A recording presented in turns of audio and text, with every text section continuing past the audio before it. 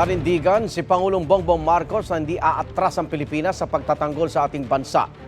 Kasunod ng panibagong harassment ng China sa Bao de Masinloc sa West Philippine Sea. We have this never point. instructed any of our vessels All to right. back out. And we have a duty to perform, and that is to defend the country. So no, we never back down. We will continue to be present. We will continue to defend our territory. We will continue to exercise our sovereign rights. Kahapon, tinarget ng water cannon ng China Coast Guard Vessel 3104 ang BRP Suluan ng PCG. Nakaiwas ang BRP Suluan. Patuloy itong hinabol ng CCG 3104 mula sa kaliwa. At Chinese Navy ship naman 164 mula sa kanan.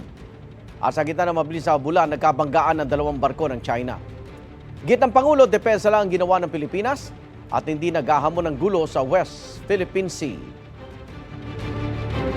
We do not intensify our operations. We just respond. Hindi naman tayo aggressive eh. Ano lang tayo, dumidepensa lang tayo. Wala tayong interes na pasukin kahit sino, napuntahan na kahit sino, sugurin kahit sino.